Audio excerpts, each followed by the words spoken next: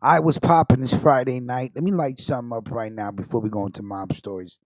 I got some nice live resin crumble up in my joint. Feeling real good. Not too much money on the streets right now. Everybody's worried about notebooks and compasses and protractors and all that, but it's all good. It's all good. Mob stories. Back to business. Light up. Throw some smoke in there. You know what I'm saying? Hold on. Delish. Delish. Let's get right down to business. Of course, by the way of gangland news, Jerry Capisci. Yo, capiche? Let's get down to business. Cardboard thief. Wise guys from two crime families beat me up. If you managed to catch any of Made in Staten Island, the short lived reality TV show featuring the granddaughter of Salvatore Sammy the Bull Gravano, you may have spotted Neil Devito, a little known Luchese associate.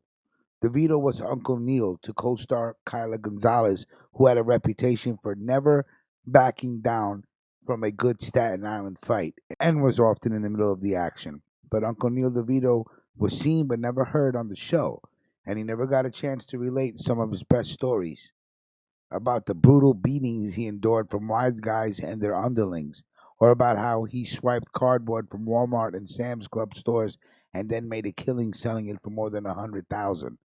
Cardboard.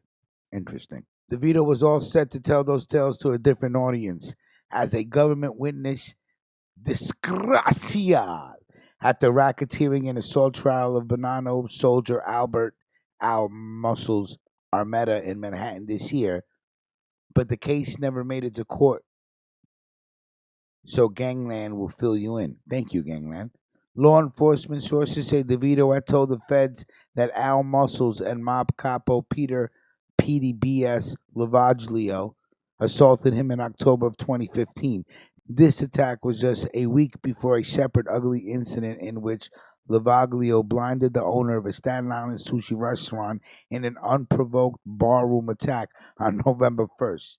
Come here with your fucking sashimi, you heard? In a separate incident, the sources say DeVito, 41, also told the feds that Colombo family capo Joseph Amato and several carloads of his cronies punched, kicked, and lumped him up in a middle of the day assault on busy Highland Boulevard in Staten Island. That's where all the good bagels are, you capiche? He told the feds about that dust up as he was sprucing up to look good for his TV appearance.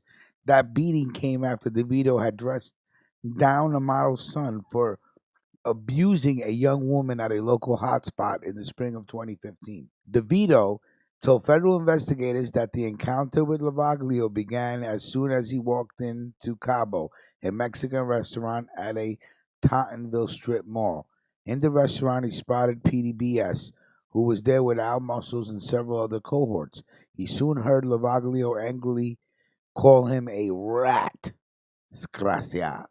DeVito moved quickly for the door, but was knocked to the ground at the entranceway of the club by the Lavaglio group. That included Armetta, the sources say. I could have been beaten to death, sources say. DeVito told the feds if patrons from a cigar bar next door that's controlled by Lucchese capo John Big John Castellucci hadn't jumped in and stopped the beating. It was quick, lasted about 30 seconds, said DeVito, adding that he wasn't sure why Lavaglio called him a rat, but the sources say DeVito speculated that Joe Amato, a longtime pal of Lavaglio, might have been the cause of the attack. The problem, DeVito told the feds, could have stemmed from an earlier incident when he had stopped Amato's son from harassing that unidentified woman. He was pummeled by a crew of Amato gangsters. The goons had accosted DeVito about his confrontation with Amato's son, and the 60-year-old capo had a quick discussion with the cardboard thief that went like this. Amato said, "Do you know who I am?" DeVito said no, and Amato goes, "You don't know who I am?" Amato's crew used their fists to give DeVito a hint about the right answer. Boom, pow, ping, and then jumped in their cars and drove away, leaving a bloody DeVito to try to figure out who Joe Amato was. DeVito presumably did some research and learned that Amato was a mobster who had done 15 years for his involvement in killing of an 18-year-old innocent victim who was murdered during the bloody 1990s Colombo War. Eventually, DeVito told the feds Amato bought him a drink and apologized for the beating. DeVito declined to tell police about it, and the duo let bygones be bygones. Sources say DeVito's problem with PDBS and Armetta also went away with a little help from Castellucci. Big John, who was at his cigar bar where the fighting spilled out of Cabo and into his province, was not happy about that, or that a close pal of his and a business partner of his wise guy brother in the recycling business, Anthony Spanky Castelli, had taken a beating. As Lavaglio testified at the trial of acting Bonanno boss Joseph Josie Camerano and consigliere John Porky Zancochio, Big John was putting a beef in about this fight because it happened to somebody that was associated with him, adding that eventually it was settled. As for DeVito, as as DeVito put it to the feds, Big John told me not to worry about it, and I didn't worry about it. DeVito got 2 years probation for his only scrape with the law, stealing recyclable cardboard. There was lots of it, about 900 tons, that he and his partners allegedly sold for $103,000 after stealing the cardboard from the big box stores in New Jersey back in 2012, 3 years before Amato and Lavaglio had beaten them up.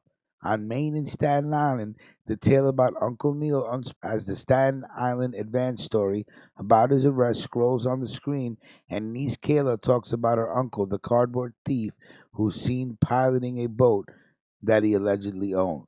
As for Al Muscles Armetta, prosecutors made him an offer he couldn't refuse after Camerano and Zancochio were acquitted of all charges at their trial. He pled guilty to illegal gambling charges, calling for a prison term between 6 and 12 months when they agreed to drop the assault and racketeering charges against him.